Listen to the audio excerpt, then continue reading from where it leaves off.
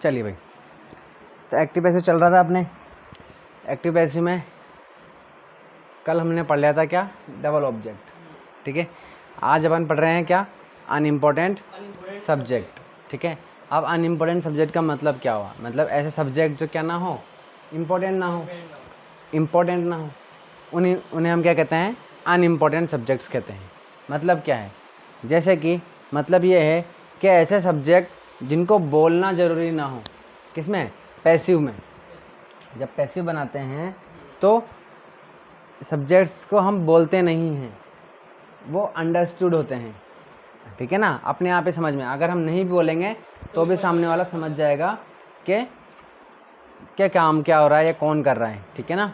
चलिए, जैसे कि यहाँ पर एग्जांपल देख लीजिए कि people take tea in the morning, ये तो एक्टिव का हो गया, ठीक है। जैसे कि मैंने एग्जांपल दिया था आपको कि चोर पकड़ा गया, ठीक है ना। तो अब मैंने इसमें नहीं बोला कि किसने पकड़ा, तो वो अंडरस्टूड है कि कौन पकड़ेगा, पुलिस ही पकड़ेगी, ठीक है ना। इसी तरीके से मैं क्या होता हूँ कि चाय तो सुबह सुबह ही पी जाती है भाई साहब, ठीक है, ठीक है ना। तो अब चाय तो सुबह सुबह ही पी जाती है भाई साहब, ठीक है।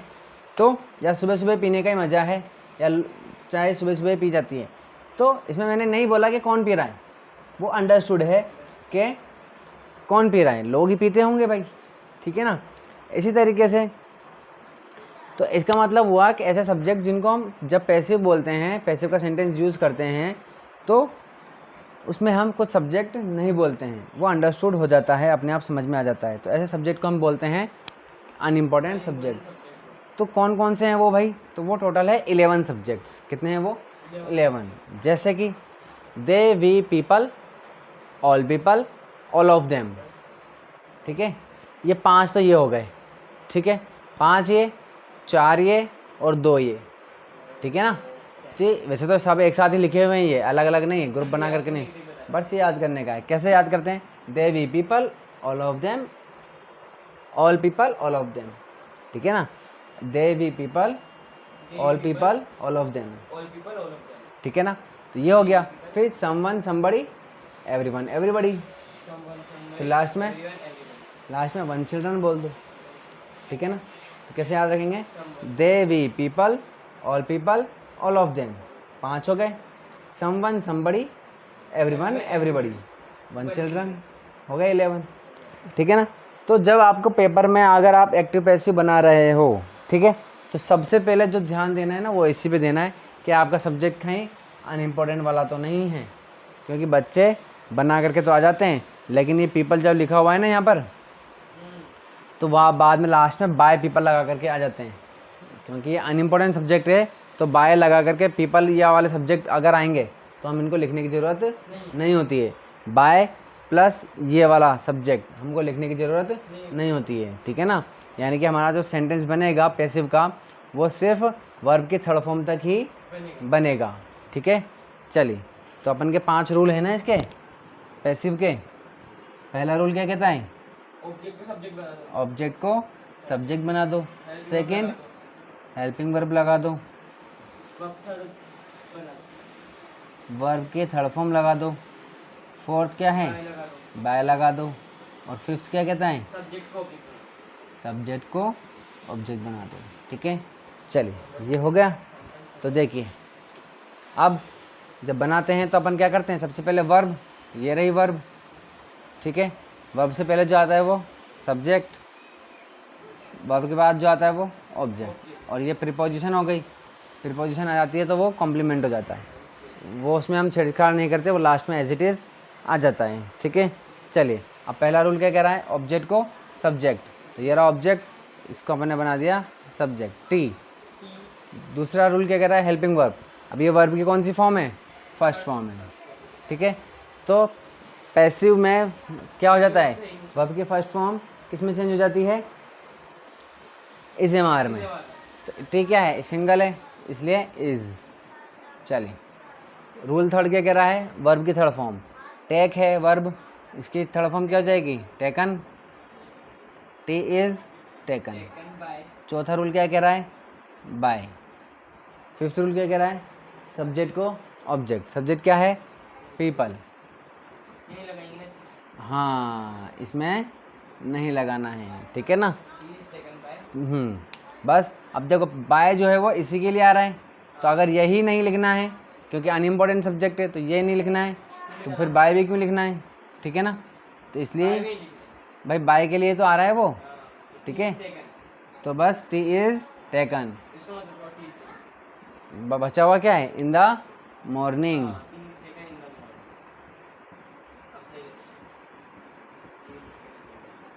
T is taken in the morning, क्या मीनिंग हुआ कि सुबह सुबह तो चाय जो है वो सुबह सुबह पी जाती है, ठीक है।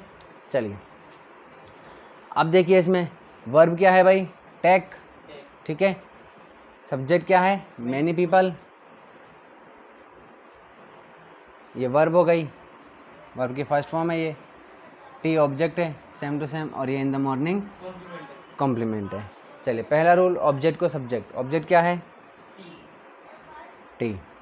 हेल्पिंग वर्ब क्या है, हेल्पिंग वर्ब नहीं है, ठीक है, लगानी पड़ेगी पर अपन को इसमें। तो वर्ब की फर्स्ट फॉर्म है, तो वर्ब की फर्स्ट फॉर्म किस में जाती है, इज एम आर में, तो टी सिंगुलर है तो इज। थर्ड, वर्ब की थर्ड फॉर्म टेक का टेकन।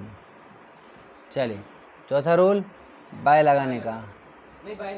फिफ्थ रूल, सब्जेक्ट का ऑब्जेक्ट, ज़रूरत नहीं है क्या, अच्छा। और ये complement as it is in the morning, ठीक है। चलिए ठीक है। अब देखो जैसा कि मैंने आपको जब सेंटेंस बनाने के लिए कहा था, ये अनइम्पोर्टेंट अपन ने स्टार्ट किया, तो मैंने आपसे कहा था कि पेपर में सबसे पहले क्या करेंगे, ये सब्जेक्ट चेक कर लेना। जब आप ये सेंटेंस बनाने लगो तो पहले क्या करना है कि ये सेंटेंसेस आपको, ये सेंटेंस क्या, ये सब्जेक्ट आपको पेपर में लिख लेना पहले ही, ठीक है ना। और फिर चेक कर लेना कि आपका सब्जेक्ट ये है क्या नहीं। तो अब आप बताओ मुझे, मैनी पीपल है क्या कहीं इसमें, तो ऑल मैनी है, किसने कह दिया। ऑल का मतलब तो होता है सारे, और मैनी का मतलब होता है उन सारों में से कई, ठीक है। तो हाँ जी, उन सारों में से मतलब कई लोग हैं जो चाय पीते हैं, लेकिन क्या सभी पीते हैं क्या, जरूर थोड़ी ना है, ठीक है ना। तो फिर तो मैनी पीपल क्या हो गया, एक इम्पोर्टेंट सब्जेक्ट हो गया, तो हमें बाय लगा करके मैनी पीपल लिखना पड़ेगा। आपको बस इतना याद रखना है कि जो इसमें लिखा हुआ है ना, बस वही क्या है, अनइम्पोर्टेंट सब्जेक्ट है, बाकी इनके अलावा आएंगे तो वो इम्पोर्टेंट हो जाएंगे। T is taken by many people in the morning. चलिए नेक्स्ट देखिए भाई, वर्ब क्या है इसमें, वर्ब है एब्यूजेज। इससे पहले जो आता है वो सब्जेक्ट, इसके बाद जो आता है वो ऑब्जेक्ट, और इन द मॉर्निंग कॉम्प्लीमेंट। पहला रूल, ऑब्जेक्ट को सब्जेक्ट, द लीडर,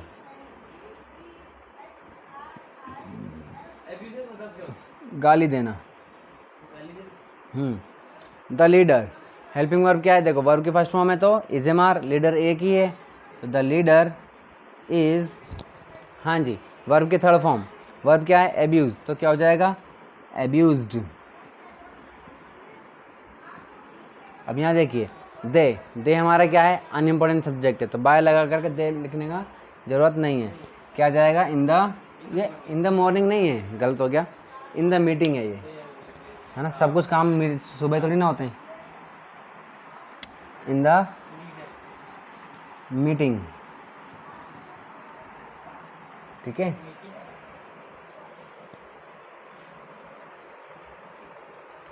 चलिए हाँ जी, तो the leader is abused in the meeting. अरे भाई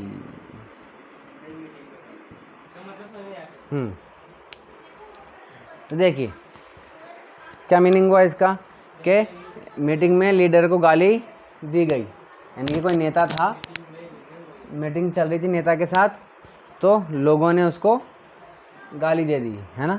चलिए तो यही लायक क्या करें, नेता लोग ऐसे ही हैं, हाँ बढ़िया करा, नेता लोग ऐसे ही होते हैं, इसी के लायक हैं, बट फिर भी उनको कुछ फ़र्क नहीं पड़ता है। चलिए आगे देखिए, इसमें देखिए भाई वर्ब क्या है इसमें, ईट है, चलिए, हाँ इसमें हेल्पिंग वर्ब क्या है? डू। इन दोनों से पहले जो आता है वो सब्जेक्ट, वर्ब के बाद जो आता है वो ऑब्जेक्ट। चलिए अब बताओ भाई। समवन है, समबडी है, सम पीपल है। हाँ तो अब बताओ भाई, सम पीपल क्या है? इम्पोर्टेंट है। नहीं है इसमें, देखो समवन है, समबडी है, एवरीवन एवरीबडी है, बट सम पीपल नहीं है। तो अपन को सम पीपल क्या करना पड़ेगा? लिखना पड़ेगा। तो देखिए यहाँ पर क्या है, ऑब्जेक्ट क्या है? Onions. Sir someone some people एक बात नहीं है। नहीं,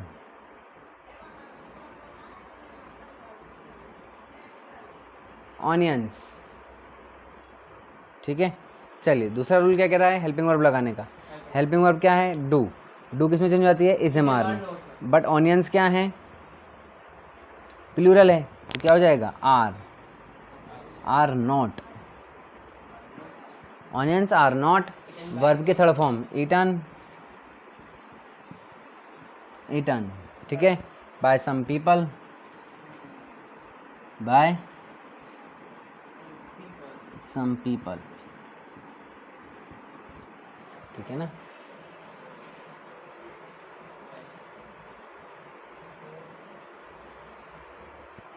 बस इतना ही है, फुल स्टॉप हो गया। ठीक है, चलिए तो देखिए यहाँ पर क्या हो गया कि कुछ लोगों के द्वारा प्याज नहीं खाए जाते हैं। ठीक है, चलिए तो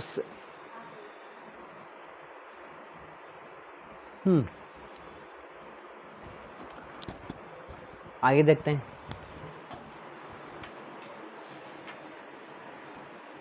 चलिए 2 सेंटेंस और देखते हैं। हाँ जी, सेंटेंस क्या कह रहा है? They will teach him a lesson tomorrow. Verb क्या है? टीच, ये वर्ब हो गई। विल हेल्पिंग वर्ब हो गई, मॉडल वाली है। ठीक है, दे क्या है? सब्जेक्ट है। ये क्या है? ऑब्जेक्ट है। अ लेसन क्या हो गया? एक तरीके से डबल ऑब्जेक्ट हो गया ये।